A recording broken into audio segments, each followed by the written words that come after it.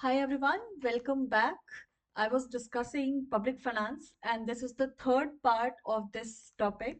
And I will be continuing from this aspect. Till last class, I have discussed the merit and demerit of indirect tax. I have discussed a lot of things in previous one.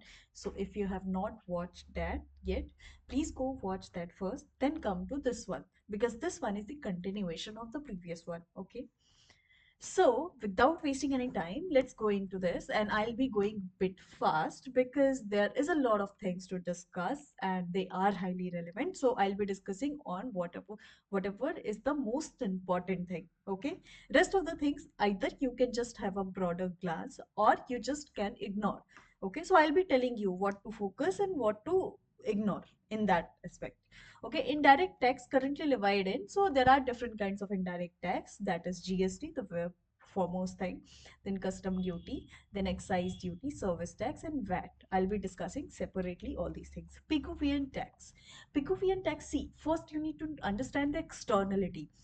If you remember, in your very first economics lecture class, I have explained about externality. Externality means impact on third person.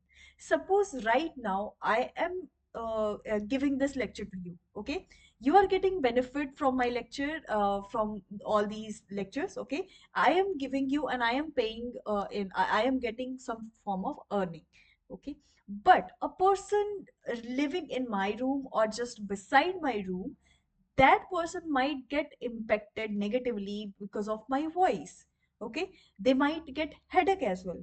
So this is a kind of negative externality happening to them. This is a transaction between you and me, but because of my voice, third person is getting impacted and they are getting nothing. So that is called externality, impact on third person because of the transaction between two. So externality can be positive or negative. What example I gave, that person is getting headache, that is a negative externality. That means the third party is getting impacted in negative manner. But there can be a possibility where the third party is getting benefited in a positive manner.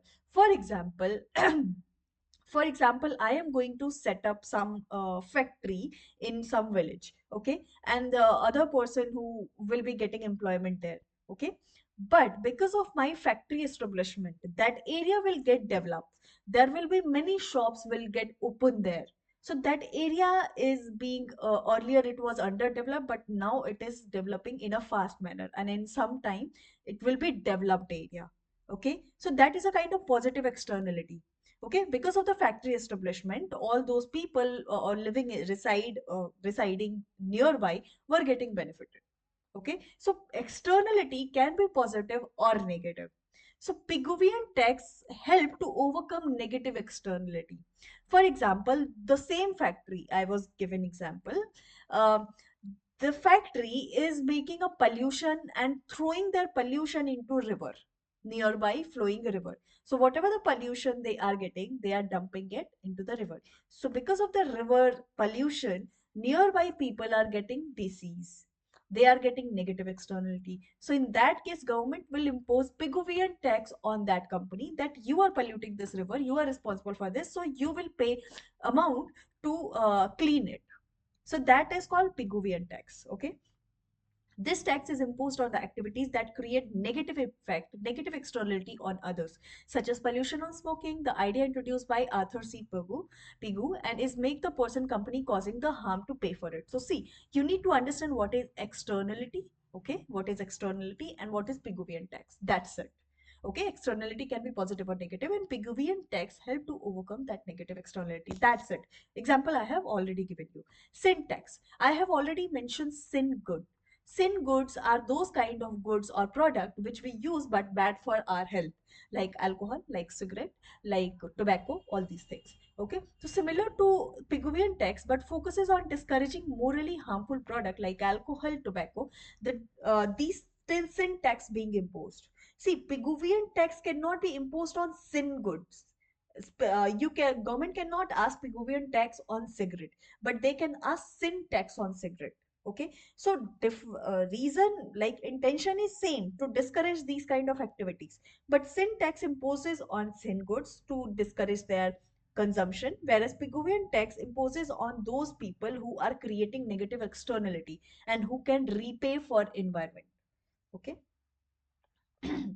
Then petrol and diesel price, what you are paying for. Component of petrol and diesel price in India. See, here you need to know that how petrol and diesel price are being calculated. You do not need to go into technicalities. You just try to understand that government used to impose a huge tax on petrol as well as diesel, both center and state. This is a huge source of revenue for governments. Okay, so there is a kind of base price for crude oil. Suppose crude oil is purchased, I'm just giving a hypothetical example, that suppose crude oil cost 100 rupees per barrel.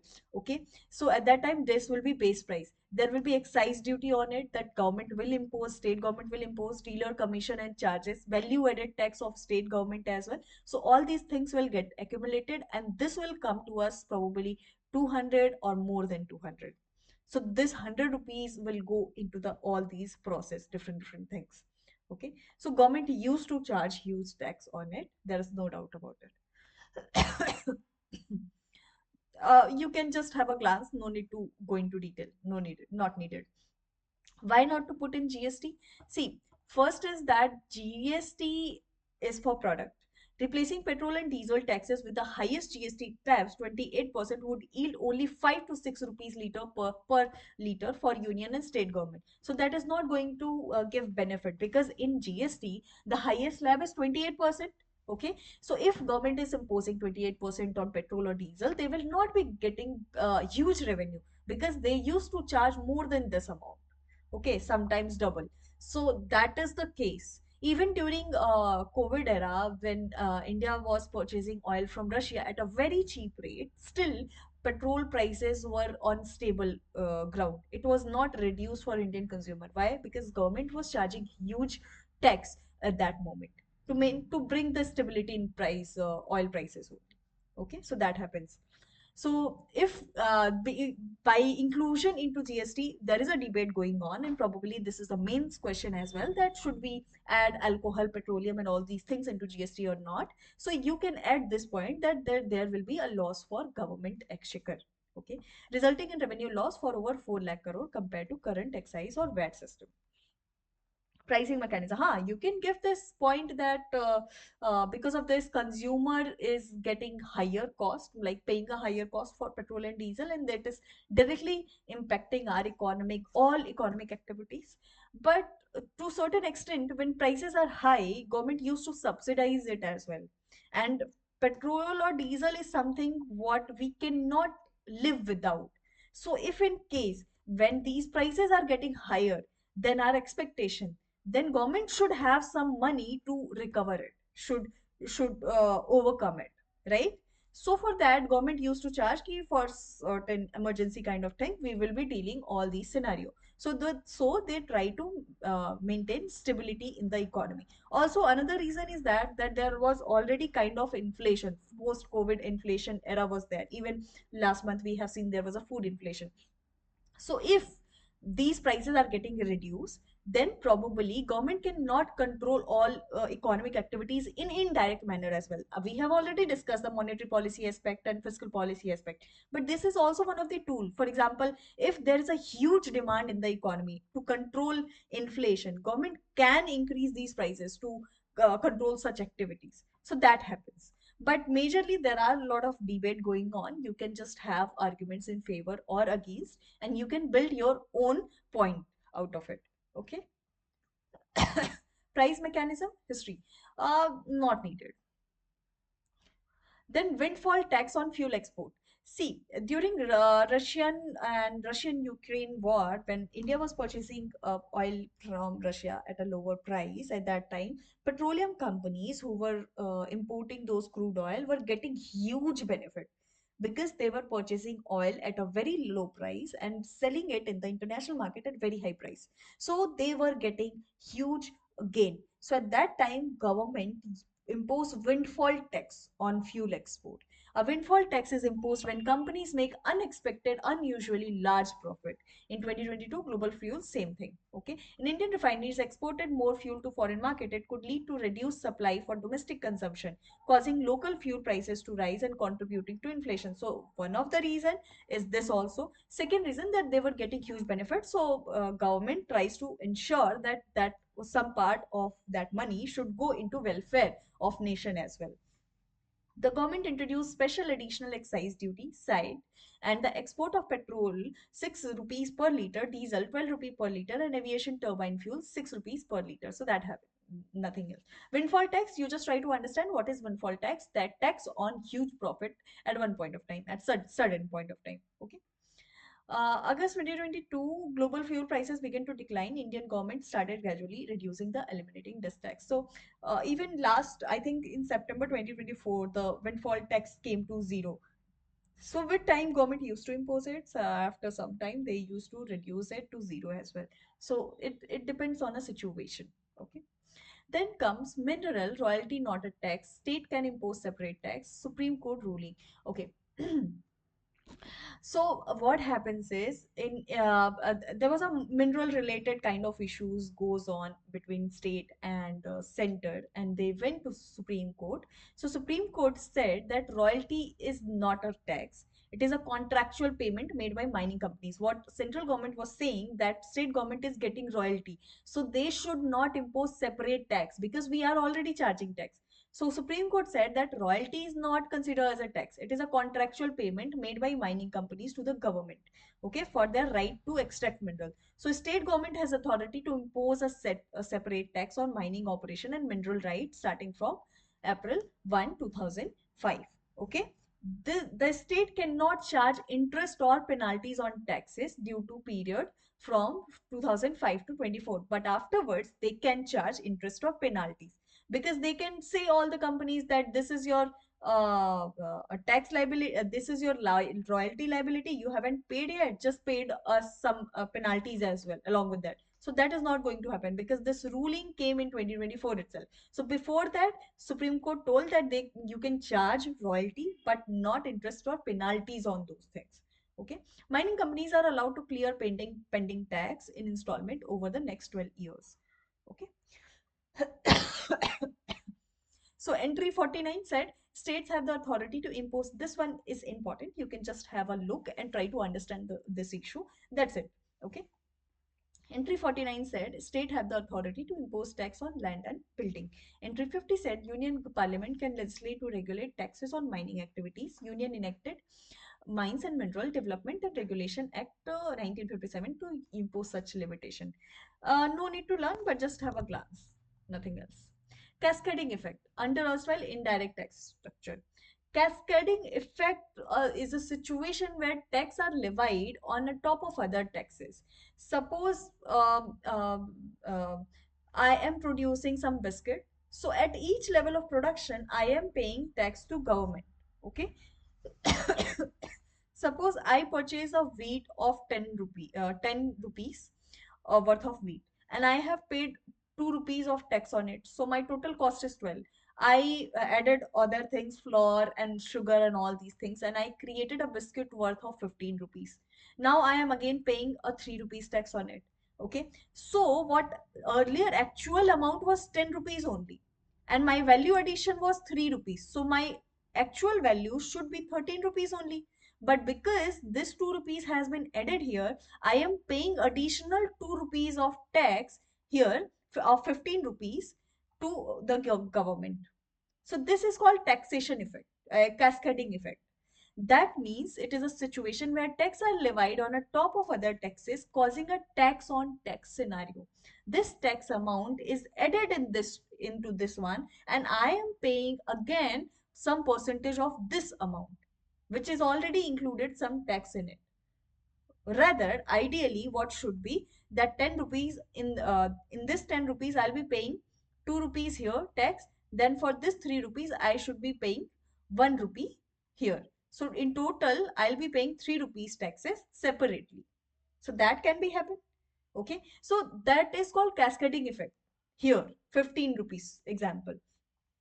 The result is an increasing in overall prices of goods and services, making them more expensive for the consumer. Before GST, in India, the taxation system include multiple layer of taxes. So there were different kind of layers: central excise duty, state VAT, central sales tax. So there was a different kind of taxes altogether. They were hindering business activities to grow and also reaching huge, like there was reaching expensive product to the consumer because taxes were getting added at each level and they were getting charged again and again on that same level. So cascading effect was huge. So GST tries to solve it.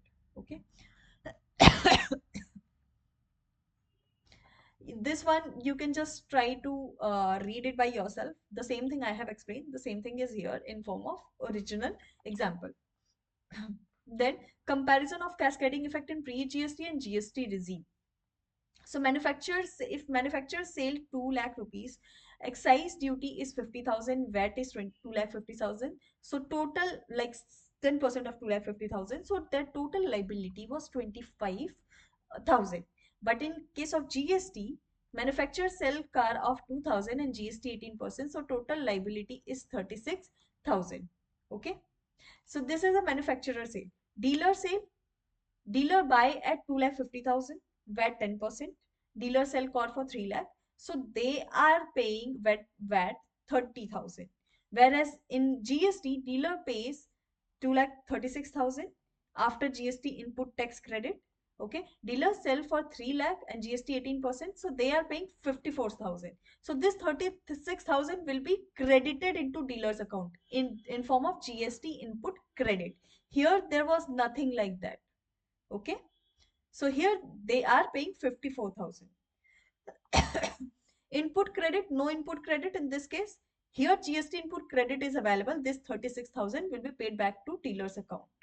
Okay, so total tax went into pre-GST was 1 lakh 5,000, whereas in GST 90,000 only. Okay, final consumer price 3 lakh 5,000 and in GST 2 lakh 90,000. So, meanwhile, you can see that there is a lesser tax paid in GST. There is a GST input credit as well. When dealer used to pay higher tax, they are getting a refund of the GST what manufacturer have already paid. Okay, so they in a way they are paying lesser tax as compared to pre-GST era, which was having cascading effect. Okay. GST timeline, no need to remember because it is being outdated now, but because it is quite in news frequently, so just have a broader idea that in 2004, Vijay Kelkar task force made. In 2006, budget announcement by P. Chidambaram, they said that GST can be there by 2010. Then in 115 constitutional amendment bill came. There is a lot of politics involved. Earlier, NDA government was opposing it, but when they came, they itself implemented it. So that is a kind of political things used to happen in case of India, and not only in India, it happens every country. Then 2014 and 16, Modi government 22nd constitutional amendment bill came, and constitutional this one got passed in 16th Lok Sabha, and then constitutional requirement for GST bill approval. There was a constitutional amendment, 101st amendment. Okay, this one in 2016, and GST Council got set up in 279A, Article 279A, GST Council, and all these things happened. Okay, so what is GST? Goods and service tax. See, I'll be going bit fast because you are aware of it, of this. I'll be focusing on what is very important here. So GST is a goods and service tax amalgamate with central and state tax. It mitigate double taxation and make Indian product more competitive.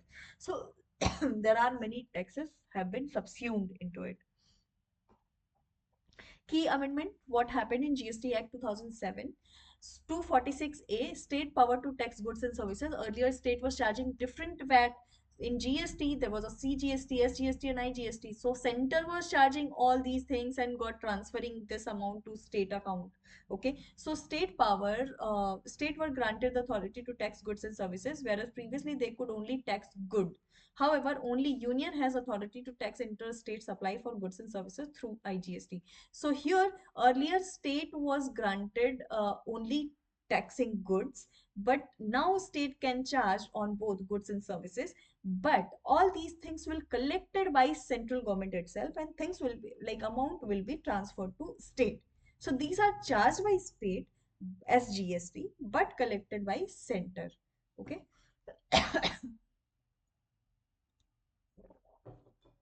Here just try to focus because UPSC कुछ भी कर सकती है, and they can ask this as well by playing with some word that CGST, IGST, and state GST, SGST. Okay, so this one CGST and IGST are charged by central government. Okay, central government, and collected by central government as well. SGST, whereas charged by state government but collected by central government, and this amount transferred to state in later period. Okay. 268A, service tax. This article was deleted as the tax on service was moved under the GST regime.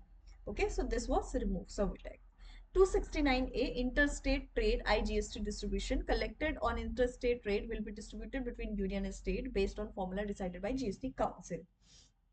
270 CGST replaces excise duty and service tax, is to be distributed between union and state according to Finance Commission. 279A, GST Council.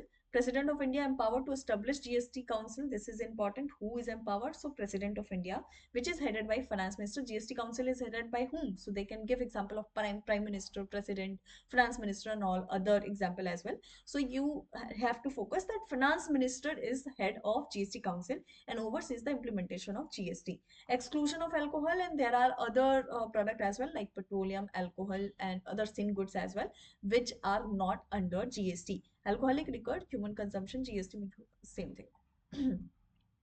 Composition of GST Council. So union representative, state representative. This is important. So you just focus that who is a chairperson of GST Council. I have already explained that finance minister. Then along with finance minister, union minister of state for finance is also there, who is in that GST Council. Other union representative can be there for some specific issue if there is going to be discussion on any something urgent. Then voting power for center is 1/3 of total vote. Okay, so if there is 100 member, there would be 33 member from, like 33 members vote is from union. Okay. State representative. Each state, including UT with legislature, can nominate one minister to GST. Okay, it may be finance minister or any other minister. State can appoint anyone, finance or other minister. Okay, vice chairman would be of GST Council. Vice chairman of GST Council is the state representative as well. Additional member representative from state for a specific matter. Voting power would be 2/3. So there is a debate for mains kind of thing. You can think that there is a debate going on that center is getting overpowering state, and the state is not being heard in GST Council and all these things. There is no voting done properly and all these things. These kind of allegation put on center by some state government, but that is not the case. If you see that only once, even till date, only once or twice there was a voting in GST Council. Rest of the things they used to discuss and they used to do in a smooth manner only. So this is a kind of political stunt. If you see that in public they are putting allegation on each other, but when they are sitting in GST Council, they are adhering to each other's opinion as well, because in actual sense these politicians are not going to make the policies. This is us, the bureaucrats, future bureaucrats, or the existing bureaucratic structure. They are working on a policy, and that is going to be sustained, and they are the actual decision maker, but not actual one. They used to suggest this political representative. So that is the reason they used to oppose each other in public, but in actual meeting they used to do it in smooth manner. Okay, so there is a debate on GST Council role, but at a larger level, if you see, they are doing their work in a smooth manner. However, frequent news used to come that, for example, recently GST Council decided to put different tax slabs on different kind of corn items. So on simple corn, they are charging 5%. On flavored corn, they are charging 18% of GST. So that is the case. So they are in news for these kind of things. Okay, and another thing you need to focus that GST Council decision is not mandatory on central government or any government. If GST Council has suggested that you should do this, this is recommendatory in nature. This is not mandatory. Please focus on this. Okay. If the proposal does not receive anonymous agreement from all members, it will be put into a vote. A minimum of 75% approval is required for the proposal to pass. For council meeting to take place, at least 50% of total member should be present. Functions subsuming this taxes, hydrocarbon inclusion, determine the timeline for including product like petrol, diesel, that at what time, by what time this will be things included or not, and all these things. GST rate, there are different tax slabs. They are trying to make it progressive, but rather than making it progressive, they are making it more complex for a consumer. So that is the thing. Sooner or later, government will come with some simplistic slab structure and something like that. So let's see. This is a future improvement. Then IGST management oversees integrated GST for interstate commerce and tax sharing. Registration norms set GST registration threshold periodically revised 40 lakh for regular states. Registration norms not needed. Special states protection safeguard interest of special category state with grant or tailored recommendation. Revenue compensation is also there. Like initially when GST got implemented in 2017, central government said that till 2022, if you are not earning enough enough amount through GST, we will be compensating you. So this was also one of the debate went for long time between center and states. States were demanding compensation because of the COVID loss, but center said that this is no, this is act of God. We can't do anything. So that was the kind of demand. But center gave some amount to state, some in form of compensation and some in form of a zero interest loan as well. So that is the thing have happened in 2021 and 22. But you do not need to go into that much details, especially for a prelims one. I just give you the idea that this kind of things happen before. Then dispute resolution, there is resolving conflict between union and state. There is a dispute GST tribunal is set up. I think it was set up in last year only, because till last year everything's were going in court, and judiciary were giving judgment on it, so it was taking quite long. So dispute resolution was one of the major issue earlier, but now I think it has been solved. There is a GST tribunal. Distribution of GST and IGST in GST. I have already explained the difference between three. If not, then please let me repeat it. That SGST is the state government portion of that particular tax. CGST is the central government tax. Okay, central government tax, the service tax. Then state government tax, it is for intra-state movement. Suppose that product has manufactured in UP and that product is getting sold in UP only. So here only SGST and CGST will be applied. Okay, but some product is traveling from other places, other state, then there would be interstate movement as well. So along with the state and central GST, as a consumer we need to pay integrated GST as well. So you can just look at your bill, by looking at the bill you can say that this product has traveled in intrastate or interstate movement. Okay, then distribution of SGST and IGST in GST, no, not needed.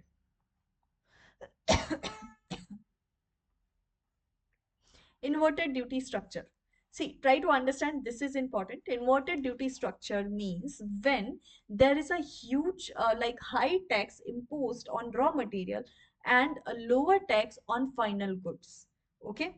Suppose GST paid in input, like suppose we are making sanitary napkins, sanitary pads. Okay. So input cost, like input GST was 18%, but the final GST is 12%. So if I am a manufacturer, I will be paying higher even. Okay. So occurs when GST rates on an input is higher than on the final product, causing excess input tax credit. So earlier, suppose there was 1,000 rupees a producer paid to government as a GST. And when dealer paid some amount, suppose this one 1200, ठीक है, 1200 dealer paid, so this 10,000 were getting refunded to dealer's account. So only 200 tax were there. But in this case, what happens is producer will pay suppose 1800, whereas dealer will pay 1200 rupees. So this 1800 dealer, what I explained you, na, dealer has paid this amount to manufacturer. So dealer is not getting total 1800, whereas they are getting 1200 return from central government. Okay, so in this case they have to get extra 400, 600 amount from government. So that is called inverted duty structure. It occurs when GST rates on input is higher than on the final product, causing excess input tax credit. Okay. Implication: business accumulate unutilized input tax credit. Government faces administrative challenge in processing fund refund. Of course, like if you have to pay extra, that will be extra burden, no? Because you need to refund this 1,000 rupee. This was very easy, but now you need to refund this 1200. Additionally, you have to return the extra you have got. So that kind of administrative challenge also it put. Example: input fiber tax 18, same thing. No need to go or learn, but just try to understand that what is inverted duty structure. Inverted duty structure means when your GST rate on input is higher as compared to your final goods. Then zero rated supply, exempted supply, non GST supply, no, not needed. GST slabs. Okay, there are different kind of slab. I already explained that they are trying to make it progressive, but it is becoming more complex if you are making more and more kind of categorization in that particular goods as well. So right now we have five slab: 0, 5, 12, 18, and 28%. Reverse charge mechanism. Reverse charge mechanism is where the buyer, instead of a seller, is responsible to pay GST to the government. So, till now we have discussed that seller is collecting all those money and paying to government. And as a consumer, we just need to pay extra. We do not need to go to government and pay some part of this tax. But in reverse charge mechanism, as a buyer, I have to pay. Okay, when applied, seller is not GST registered and buyer is GST registered. So the example I was giving earlier, the same thing will be applied here as well. So the example between wholesaler and retailer, that retailer has some purchases from wholesaler, but wholesaler is not having a GST, so they have not paid GST. But being a buyer and being a official formal company, I have to pay GST. So I'll be getting everything on GST bill. So I have to pay extra amount and I'll not be getting input tax credit as well. Because earlier what happens is when seller pay tax, they are getting input tax credit certificate. So buyer was able to refund those amount, but now they cannot get refund and they will be paying huge profit, huge tax as well. So in that case, there is a reverse charge mechanism where buyer used to charge seller that you have not paid this much of tax. I am needing to pay this. So please give me this much of portion of this tax. Okay. So RCM shifted GST liability to the buyer for compliances in specific areas. E-way bill system. By name it suggests e-way bill. Something is being transferred from one place to other. So to ease transportation, there is a bill generation. So earlier there was a physical form of bill you show and then you are ready, you are permitted to go from one place to other. But now it is a e-way bill. You have a lesser time to spend, and that authorities are knowing that you have this e-way bill and they will allow you to go anywhere. A mandatory document for transporting goods worth of 50,000 or more. So it is mandatory for more than 50,000 worth of good, ensuring smooth transit. Applicability interstate and intrastate, all everywhere. Okay, generated via GSTIN, GSTN portal or SMS. Benefit: reduce liability, bribery, delay, and all these things. That's okay. E-way bill and e-invoice, the difference between two. Just try to understand the thing why it is for. That's it. You do not need to go into much details. So e-way bill is the transportation company responsible for delivering good. E-way bill. E-invoice, suppose I have purchased something from Amazon. Okay, so I'll be getting e-invoice. So seller of goods and services, it include details of e-way bill as a part of document as well. So when you are getting any parcel from Amazon or Flipkart, you are getting that e-invoice. So that is also having information about e-way bill. But e-way bill is some sort of narrow certificate. Why? It is used largely in cargo shipment. For example, there is a huge amount of goods are being transported from Gujarat to Bihar.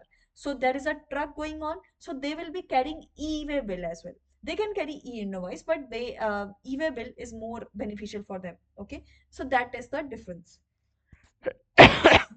So earlier there was a e-way bill, and later e-invoice, which is also containing e-way bill. So e-way bill came in 2018 and comprehensive version in 2022. That's it. Introduction of GST compensation, same thing I have already explained, so there is no need to go into detail. But here you can think GST compensation, why needed? Subsume state taxes.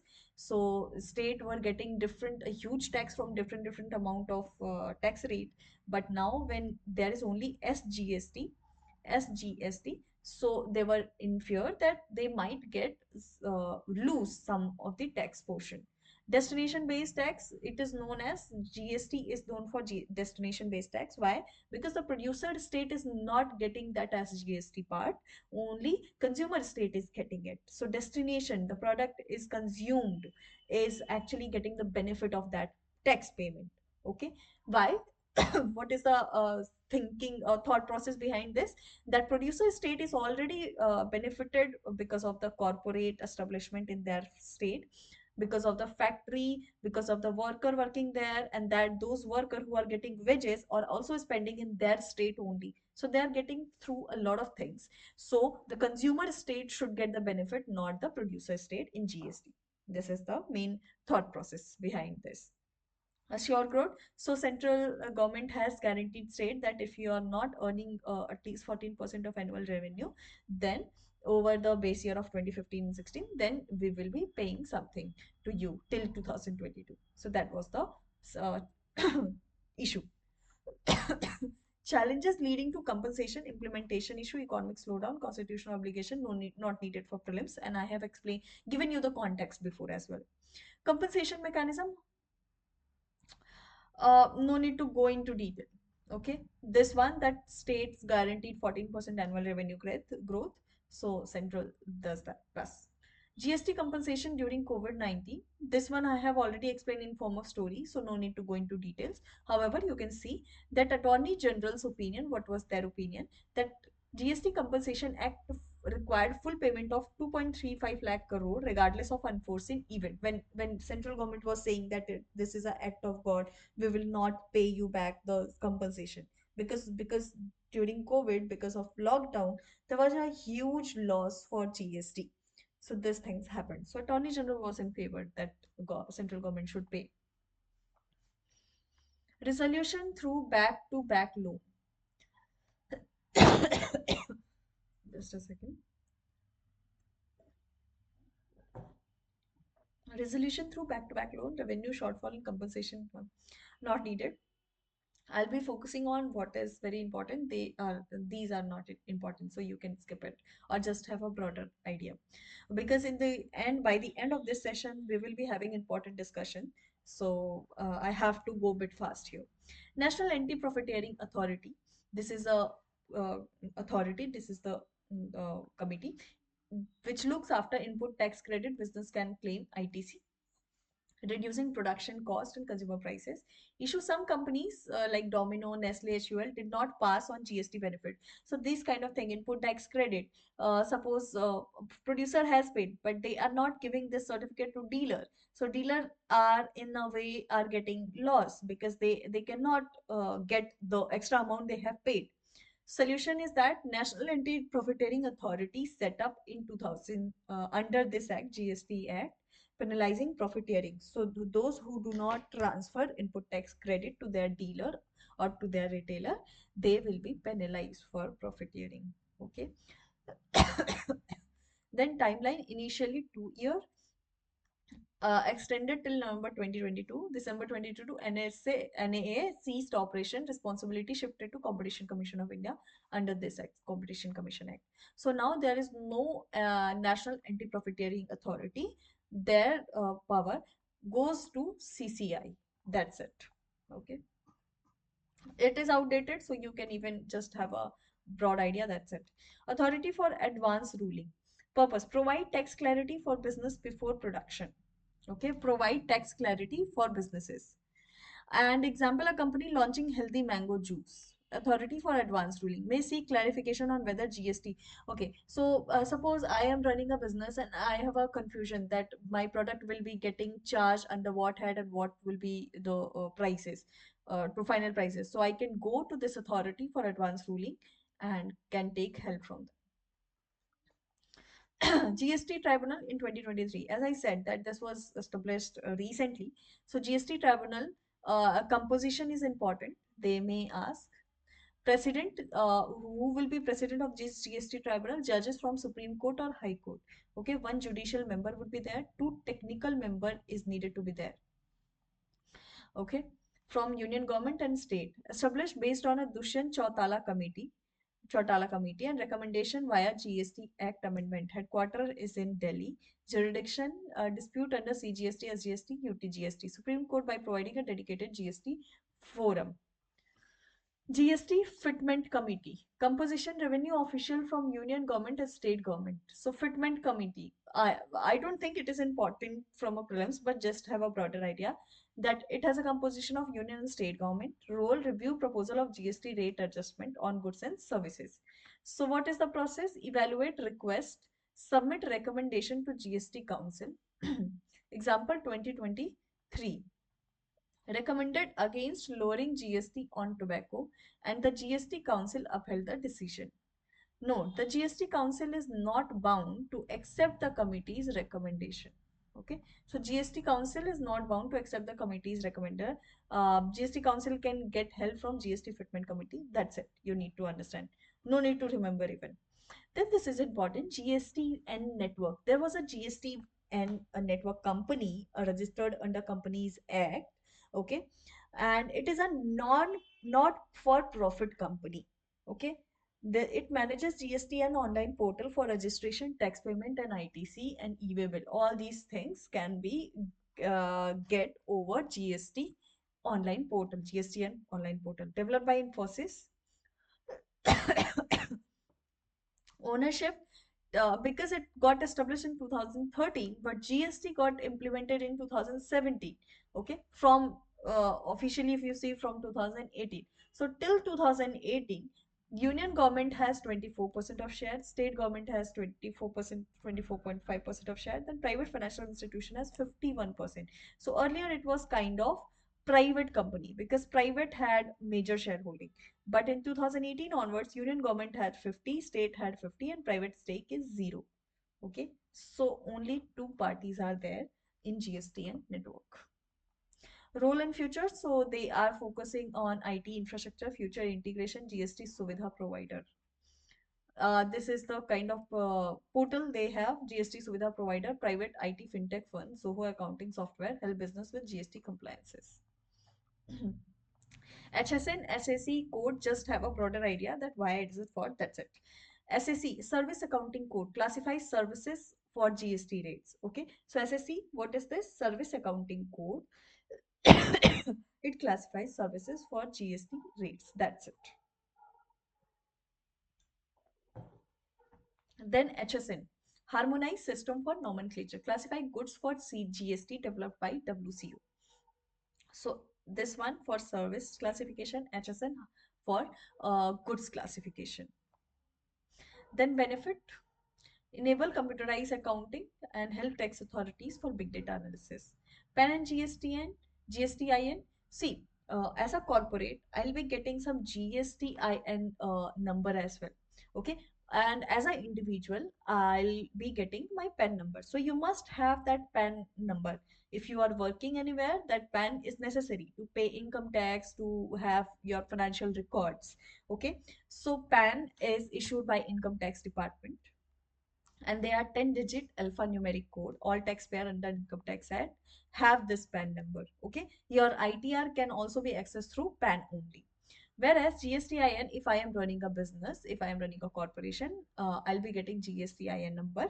It is issued by CBIC, Central Board of Indirect Taxes, and it will be carrying some this one PAN number in between as well. So these are 15 in character, 5 alternate different characters, and 10 is the PAN number itself. Okay, business subject to GST law with turnover above the threshold. You do not need to learn more than this. Just a second, let me see if something important left.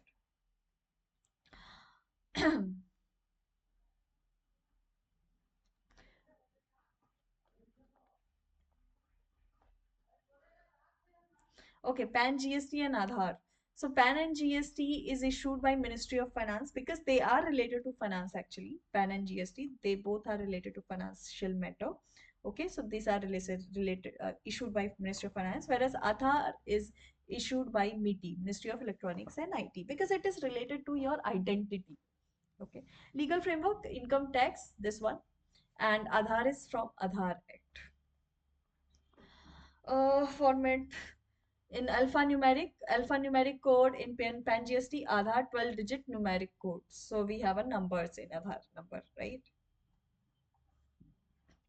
The rest thing you can read by yourself, just have a broader view, nothing else. Fiscal federalism and finance commission. Okay, fiscal federalism means refers to the allocation of taxation and government expenditure responsibilities across different government levels. By simple words, if I need to explain, then fiscal federalism means financial relation between center and state. Okay, state taxing power, state have limited tax power compared to union. State have limited tax power compared to union. Role of finance commission established under article 280, article 280 of the constitution. So finance commission under article 280, that is important. Okay, and just this fact is important, just try to learn it. So it is appointed by whom? President, every 5 year. But this is not mandatory कि हर 5 साल पे ही होगा. They can go for 6 year as well, because in COVID as well, that happened. The 15th finance commission was up to 2020 only, but because of COVID it increased to 2021 or 22. Okay, so that happened. It is a quasi judicial body with chairman or four member. Okay, and key function is redistribute the union's revenue to the state. So whatever the tax revenue is being distributed between union and state, they are decided by finance commission. Recommendation are advisory, they are not mandatory in nature, but government used to follow it. This is the kind of convention, but not backed by any law, but they are generally advisory. Okay. So till now there was a 15th finance commission. Now there is a formation of 16th finance commission. Their suggestion is due. They are studying on the all financial aspect, and they will be giving suggestion sooner or later. So whenever the 16th Finance Commission suggestion came, it is highly relevant for your prelims as well as me. So just focus on their suggestion in detail. Okay. Then now who is the chairman of 16th Finance Commission? So Arvind Panagria. He was a earlier former vice chairman of Niti Aayog as well. So Arvind Panagria, quite a known personality. Then full-time member who is Ajay Narayan Jha, then Annie George Matthew, then Dr. Niranjan Radhaksha. Part-time member Soumya Kanti Ghosh.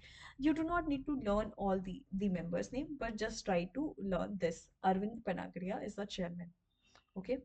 Okay, so because we are discussing about 16th Finance Commission a lot and terms of reference, so we need to know something about 15th Finance Commission as well, because if by the time 16th Finance Commission suggestion didn't came, UPSC might ask that what you know about 15th one. So vertical devolution of union tax to the state and the horizontal allocation among state. So vertical devolution was 41%. Okay. Union grants to the state, there are different kinds of grant union used to give to different state. There is a grant to local panchayat as well. So these kind of things you just try to remember. Okay. Recommendation of how to enhance the state government consolidated fund supported panchayat and municipality, that the panchayat and local government grants. 16th Finance Commission terms of reference.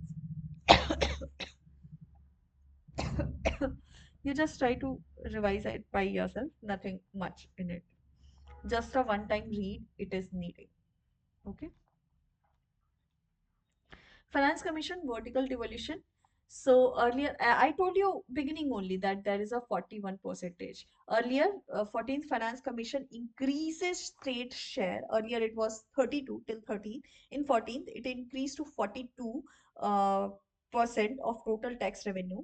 But in 15th Finance Commission, it reduces to 41. Why? Because this 1% were going to Jammu Kashmir, uh, because Jammu Kashmir was earlier state, now it transformed into UT. So union government has to put the expenses on Jammu Kashmir. So they cut this 1% in the name of Jammu Kashmir. Okay. In 16th one, probably they will come with larger share again because Jammu Kashmir is again now a state. So that things will happen. Finance Commission recommendation vertical devolution of union tax, which involve division of union tax revenue, however, exclude IGST, cess, and surcharge. So I told you in the beginning only when I was discussing cess and surcharge that only tax amount is being distributed between union and state, and Finance Commission covered that only. Cess and surcharge is not being distributed by among state and center, and this is not being decided by Finance Commission either. Okay. How the booty is divided. Booty. Booty, state booty or state share, you can say that this 41% has been told that this state will how much will any particular state will get. So earlier there was a different formula. In 15th Finance Commission there was a different formula. Okay, so this is important, you need to know. Okay, so for population they are giving 15% weightage. For area they are giving 15% weightage. For forest and ecology they are giving 10% weightage. For income distance, they are getting 45% weightage. Demography, they are giving 12.5% weightage, and tax effort, 2.5% weightage. So all these things will calculate into one, and indexation will happen, and every state will be having some share. So out of this 41% share, percentage of total tax revenue, state will get on behalf of whatever they have done and on behalf of whatever the amount they are getting. Okay. This one you can also use in your mains, that 15th Finance Commission was also aware about environmental aspect, and they increased this forest and ecology share from 7%, 7.5, this one, 7.5% to 10% in 15th Finance Commission. So this was a kind of positive step. Say so based on the this all calculation, you do not need to go into technicalities. You will find that UP has the largest share. 17% goes to UP. Bihar get 10%. Madhya Pradesh get 7%. And if you see lowest, Himachal Pradesh is getting only 0.799%. Okay. In case of Goa, not even Himachal, Goa is the least receiving amount. So Goa is getting only 0.386%. So 15th Finance Commission given some grants to other state as well. Just have a broad idea. No need to remember all these things. Sector specific grant they used to give. Why sector specific grant? It performance based grant for health, education, and rural road judiciary, all or judiciary, etc. So sector specific, that in this particular sector you will be giving, you will be spending this much amount. Okay, state specific grant tailored for tourism, monuments, infrastructure, water project, etc. Special grant 2.38 lakh crore address specific needs of identified by union government. Okay, then defense and security grant 2.38 lakh crore fund for national defense and internal security. Then total grant is more than 10 lakh crore union government gave to state. So you do not need to remember this thing. Just try to have an idea that what is this, what is this, what is this and this.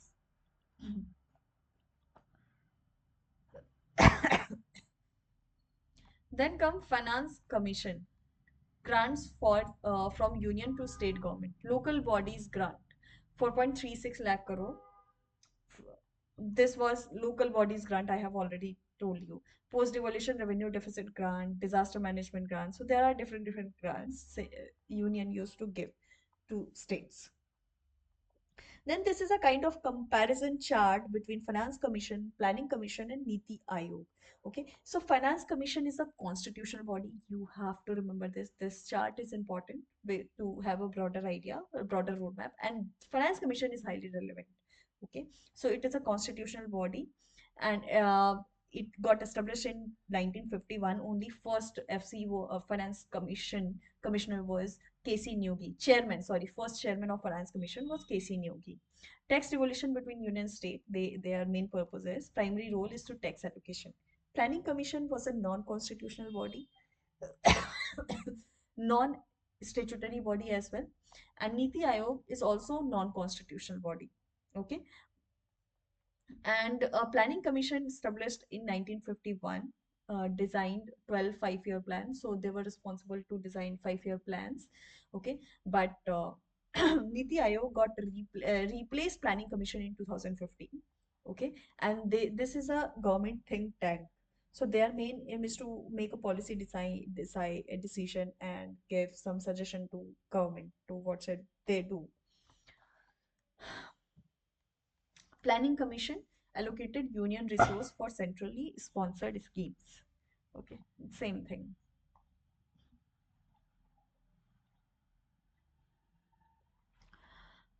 Special category status. This is important.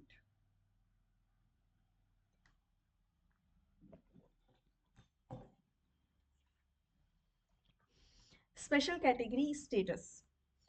Let me see. Is this even recorded? Okay. Special category status means state is being getting a special category and they are getting higher allocation from center. So historical context is 1952 National Development Council established to approve 5-year plans. Okay, became redundant after Niti Aayog formation. In 1969, Fifth Finance Commission recommended special treatment for disadvantaged state. Simple sense, ज़्यादा technical में नहीं जाना है what happens when happen. Just try to understand that there are certain criteria. If state are matching that criteria, they come in special category status and they will be getting higher allocation from center. That's it. So what are those criteria? This is important to learn. First is hilly or difficult terrain. Second, low population density, significant tribal population. Third, strategic border location, economic and infrastructure backwardness, and non-viable state finances. Okay, so now you might be hearing in news that Telangana is demanding that special category status. On what basis? On non-viable state finances basis. Andhra Pradesh is also demanding the same. So that happens. But majorly, these are the 5 criteria through which state can demand this special category status. Who is under this category? 8 northeastern state, all those states are under this. 3 Himalayan state as well, these 3. Then Telangana also added in 2014, granted after bifurcation from Andhra Pradesh. Okay, post 370 removal, SCS, JNK lost special category status after 370 removal. That was very different kind of special category if we compare with other state what they have got. So what are the major benefit if any state come under this special category status? Tax benefit for industrialist, higher union contribution in centrally sponsored scheme, then additional fund allocation. Then in 14th Finance Commission, they consider SCS in fund allocation, but in 15th they were not given anything to special grant to SCS. Sorry. Special category status, state demand, and union role. Same thing, no need to go in detail. Black money and associated issue. Black money, you might have read in security, money laundering and black money, all those income which have been undisclosed to government and the tax payment have not been done on that money will term as black money. Okay, they are mainly earned through illegal purpose, and the major intention is to do tax evasion. Okay, key terms related: tax planning, tax mitigation, tax avoidance. Tax planning, that how I am planning to pay tax in different monthly basis or yearly basis, and what kind of exemptions I am wanting from government, in what if area I should be investing, all those things. Tax avoidance, using legal loophole to reduce tax liability. Okay, that happens a lot. Okay, then tax evasion, that I am hiding my money to evade tax and not getting everything in cash form so that I do not need to pay tax. Black money, unreported taxable income hidden from authorities. Parallel economy, underground economy running on a black economy. Tax haven, that those countries which are having low or no tax for the businesses. So what happens is, suppose India is charging from foreign company, India is charging 15% tax on foreign companies, and Malaysia is not charging 15%, even they are charging 2 to 3% only. So those foreign company will get register themselves in Malaysia and they will do business in India only, but they will register in Malaysia so that they need to pay lesser interest. Okay, so that happens. Tax haven, countries with low or no tax, attracting tax avoidance evasions. Money laundering, disguising illicit money as legal through banks or stock market. Hawala, an informal illegal money transfer system. Notable financial leaks and tax.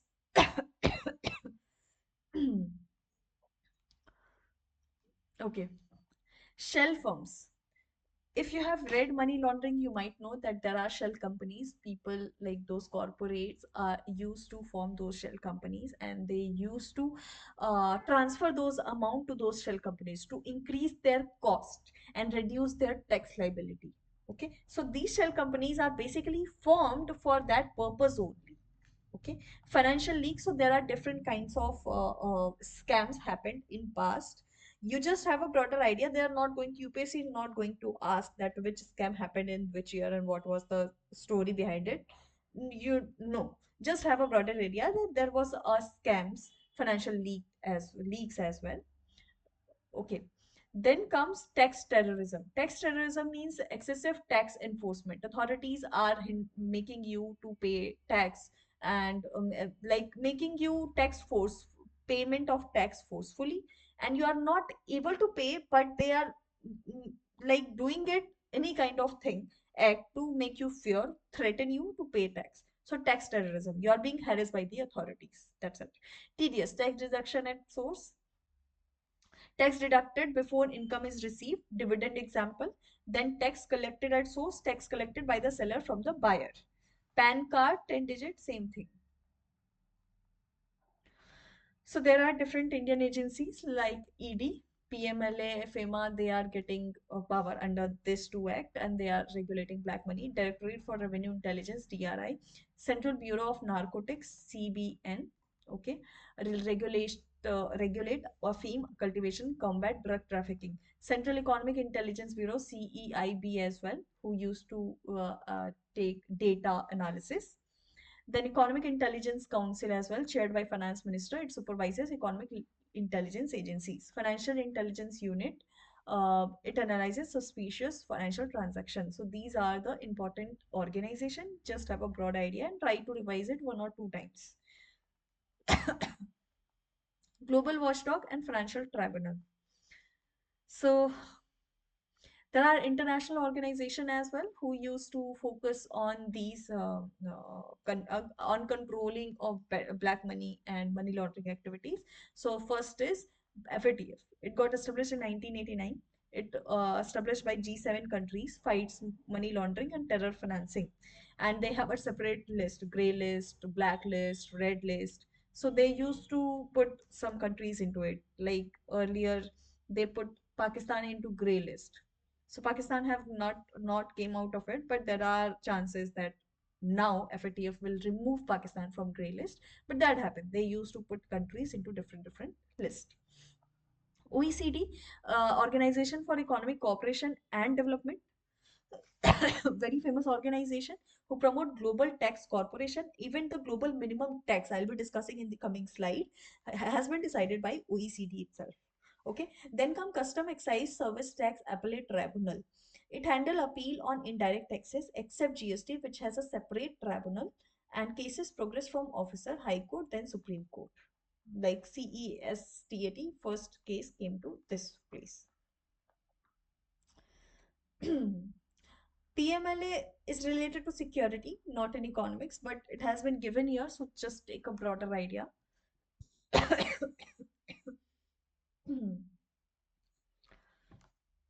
India Shield Against Money Laundering, PMLA Act. It got set up in 2002. In 1998, UNGA declared global fight against money laundering. In 2002, India enacted PMLA. Key agency was ED, power for search, seizure, and arrest and penalties. Okay.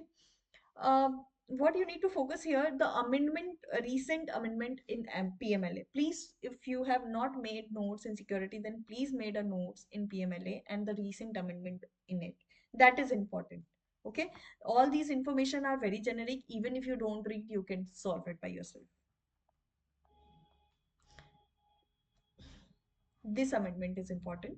Expanded ED's authority. Okay, then reverse burden of proof. Here's the proof. It suppose police has arrested me. PMLA made money laundering activities cognizable offense, so they can arrest me even without warrant. Police can arrest me anytime. Okay, and the burden of proving me innocent will be lying on me itself, that I have to prove that I have not done this. Earlier, in other cases, what happens is police have to prove that I have done this and I should be punished for this. But in this case, reverse burden of proof. A person accused must prove innocence. Okay, amended via finance bill, Rajya Sabha scrutiny. Legal challenges, opposition, and all these things, same thing.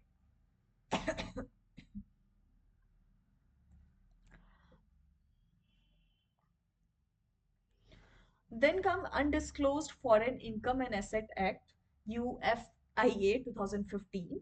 What is this UFIA? It requires Indian resident to declare foreign asset and income. Suppose I am having a property in Australia, in Dubai, or in any country per se. So I have to disclose to government that this one is my foreign income, this is my property, and all these things. It cover income via shell companies in tax haven as well. So all sorts of income having from foreign nation has to be recorded there. Okay, taxation and penalties. So flat 30% tax on undisclosed foreign income and no deduction or exemption. Non-compliance अगर करोगे then heavy fine up to 10 years of jail as well. Corporate responsibility, director official liable unless proven unaware. Okay, so if some company is doing that, the director or officials will be responsible for this. Global crackdown, government can exchange tax information with other countries to track hidden wealth. Automatic exchange of information and deals with Switzerland, UAE, etc. Leave. Then comes Benami Transaction Prohibition Act, amended in 2016.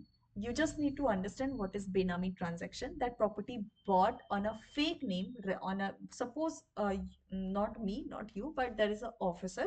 Suppose there is a officer are having huge property and they are doing a corruption, so they have some extra money, so they are purchasing a land on their sister, their brother, their husband, their son-in-law, all other people's name.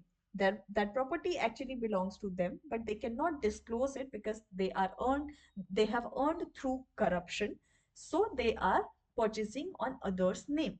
So property brought under fake name, relative, staff, fictitious person to hide real ownership or evade tax. Example, in 2018, Mishra Bharti Yadav allegedly bought a farmhouse in her brother-in-law name. Okay. Then stronger law is that stricter punishment. Earlier, PMLA, not PMLA, Benami transaction had a lot of loopholes, but now it has been become stricter and stricter punishment. Income tax department and PMLA authorities will enforce this law, and punishment will be property confiscation and heavy fines and jail time.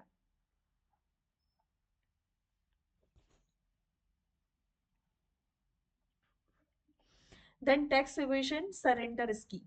So government has given option to people who are not paying tax that come and pay tax. We will charge only this much amount and we will not penalize you. So this kind of tax evasion surrender scheme, that government is manipulating them that come clean in your taxes. Then income declaration scheme came in 2016. Validity outdated, you can leave. Then Pradhan Mantri Garib Kalyan Yojana, it also came in 2016. Validity was till 2017, so again it is outdated. You can leave. Sabka Vishwas LDS scheme came in 2019. Purpose was to relief for business facing services, tax and excise duty issues. Sabka Vishwas scheme. Okay, businesses facing service tax and excise duty issues resolve dispute without dragging through court. तो ये था कि अगर आपका कोई issues चल रहे हैं तो let's solve it outside the court so that ये खत्म हो जाए जल्दी से. तो it again valid till 2009 only December, so outdated. विवाद से विश्वास scheme came in 2020. What was feature? Settle dispute by paying 50 to 100% of disputed tax, waive of interest penalties. तो मतलब बाकी चीजें थी कि जितना हो रहा है whatever you have just pay and come clean. That's it. We will waive off your interest or penalties or whatever we can do. We will try to do that. Then come dispute resolution committee, DRC. Key point, eligibility, taxable income, dispute resolution committee. That if you have some dispute with government or with the authorities, and if your taxable income is up to 50 lakh and disputed income is 10 up to 10 lakh, then you can go for dispute resolution committee. It reduces waive penalties, give impunity from certain offenses, purpose resolve issues fast, no long wait. Interim budget 2024, amnesty for small taxpayer,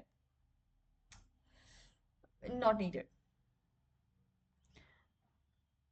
This is interval amnesty for small taxpayer, that if you're a small taxpayer and if you have a disputed amount up to 10,000 or 25,000, you can go to this one. Amnesty. But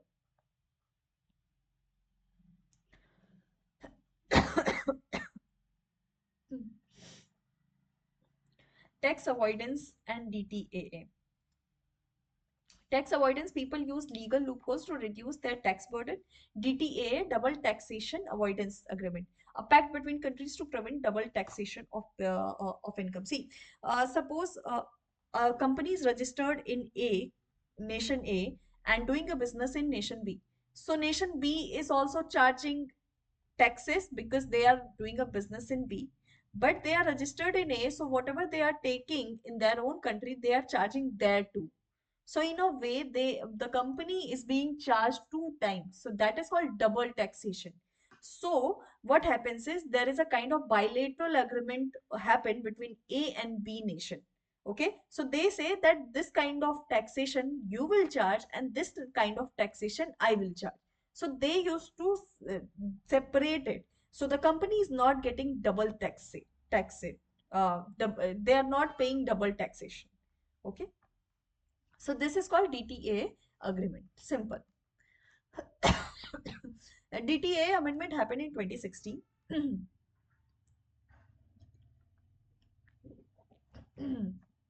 India Mauritius DTA happened in 1992.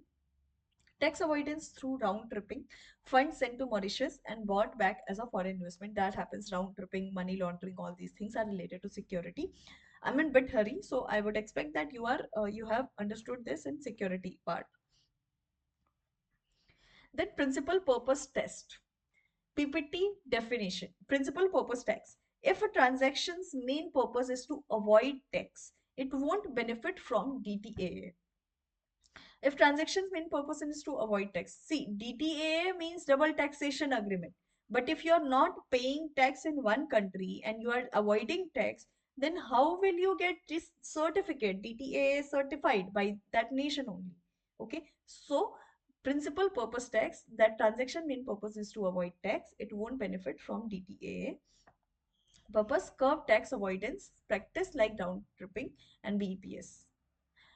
No need to go into detail. Monism and dualism in DTA application. Monism international law automatically applies within a country. international law. Okay, so India followed dualism. International law only applies after being incorporated into domestic law. For example, environmental aspect that happened in Stockholm in 1972. India came with Environmental Act 1986. Then all these things were implemented in case of India. Same thing for other act as well. So monism, whatever the intentionally international level, the things I've decided that will automatically implemented in country, but that does not happen in case of India. India follow dualism. Once we approve, once Parliament will approve, then only it will get implemented. Poem, place of effective management. The location where key management decisions are made determine a company's tax residency. Uh, See, what happens is to avoid taxes, to get benefited from tax saver nation, heaven nation, tax haven nation. Company used to get registered in A while doing business in B, and B is charging higher taxes, so they are getting every amount to A, they are giving every amount to A nation and paying tax there because they are charging lesser tax. But actually, management and all activities are happening in B only. So B nation is getting a loss, having a loss here, right? So location where key management decisions are made determine a company's tax residency. So if that company is being effectively managed in case of India, or directors are taking decision in case of India, their decision are influenced by Indian market, then all these things will come under the place of effective management and they will tax accordingly. So a company incorporated in a tax haven but managed in India would be taxed in India. Okay. Then base erosion and profit shifting. BPS refers to strategy by multinational companies to shift profit from higher tax jurisdiction to lower tax jurisdiction. Okay, to reduce their tax liability. Simple, having countries, India and Malaysia, companies are transferring their profit to Malaysia and they will be charging lesser tax. So this is called base erosion and profit shifting. To avoid this, global minimum tax came, I'll be discussing later. Then comes safe harbor rules, legal provision protecting entities from penalties if they comply with specific norm. Legal provision, anything protecting entities from penalties. Okay, so safe harbor rule that you have done this wrong. Okay, now if you don't follow this rule, then you will be penalized. So to avoid penalty, follow this route. So that particular route is known as safe harbor. Okay, Facebook won't be penalized for pirated content if it is removed promptly. So there is something fake now. Facebook has removed all those things, that is a separate controversy altogether. But if there is any kind of fake information circulating on Facebook and Facebook has not removed it, then they will get penalized. And if it has removed, then they might not get penalized. So that is called safe harbor rule. Okay. So in case of transfer pricing, why it was here? So in case of transfer pricing means a company is transferring profit from a higher tax country to lower tax country. So that is transfer pricing. So when companies may be safe from penalties if they follow safe harbor rule, that if they immediately take back those money and pay tax in uh, uh, the main nation. Transfer pricing, setting prices between related companies to minimize overall tax liability. So, see, suppose country A and country B. A is having a Parle-G. Just taking a hypothetical, okay, Parle-G biscuit. But Parle-G does not want to pay tax in A because A is charging higher taxes. So what they will do, they will create a separate company here, their owner or subsidiary company like something HUL, Hindustan Unilever. I am just giving a hypothetical example. Don't take it seriously. Okay. So there is a separate company here. So whatever the prices like profit they are getting, they will transfer it to their owner company. And Parle-G would be subsidiary of HUL. So in that case, whatever the profit and taxes will occur in B only, not in A. So that is called transfer pricing. Okay. So Global Tech Incorporation set a high price for smartphones sold to its Indian subsidiary, reducing in turn tax. Transfer pricing and tax implication, same thing.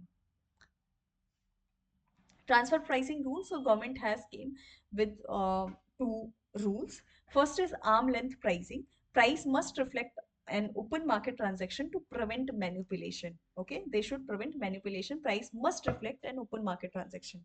Okay, India's regulation. India enforces that related company transaction reflect market value to protect tax revenue. Same thing.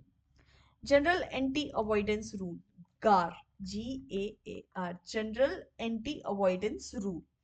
Purpose to tackle tax avoidance, empowering official to issue notices to those engaging in tax avoidance practices. So GAR, General Anti-Avoidance Rule, is just to control tax avoidance activities.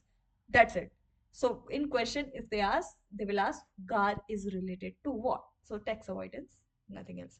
Concerned critics argue that it could lead to harassment and disrupt business.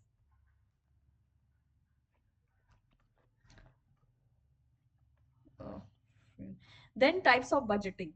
These are the miscellaneous topic because we are at the end of this session and end of this public finance chapter as well. We have discussed a lot. So let's cover it up.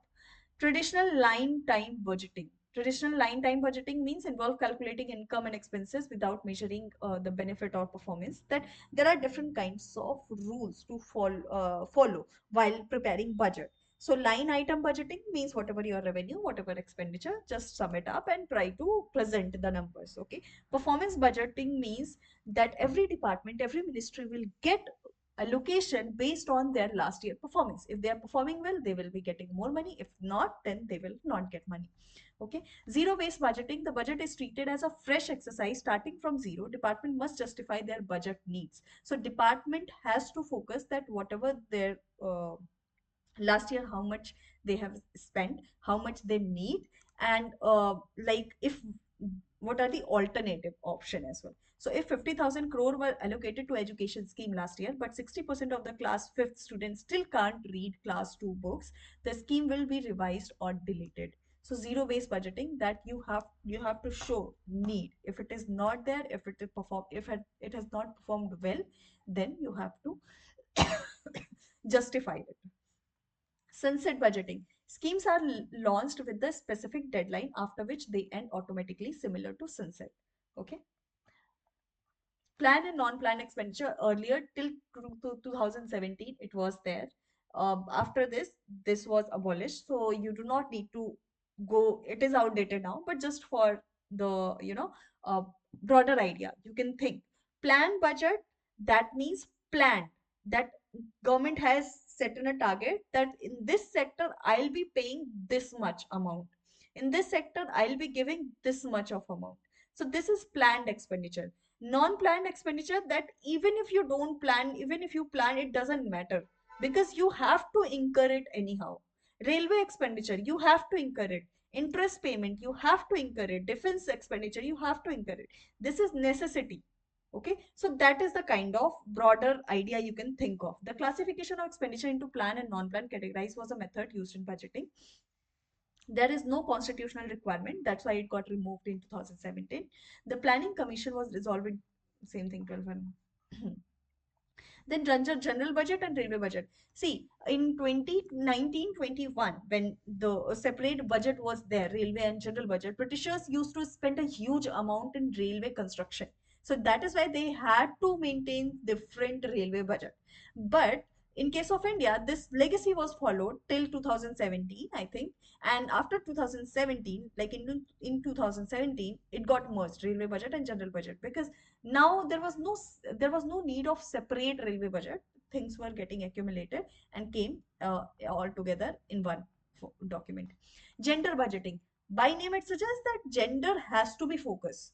Okay, so there are different parts in gender budgeting: part A, part B, and part C. All the schemes are being categorized into three parts. Okay, so gender budgeting means how much the budget is being allocated to for gender empowerment.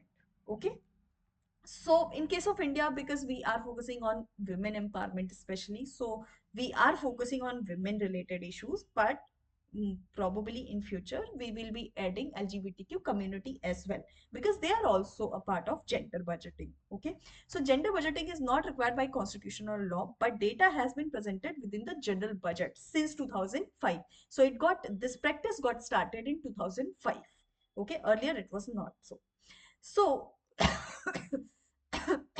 we'll see separately that how much gender budgeting has been done till now in 2025 budget. But till last year, what happens is part A contain those schemes like 100% allocation to women focused schemes. So those schemes will be there in part A, which are 100% allocated to women only. Part B will be having at least 30% allocation to women, and part C will contain all those schemes which are having less than 30% of allocation to women.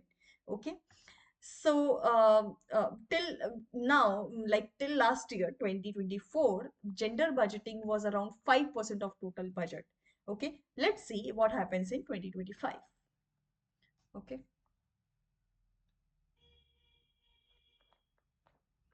okay.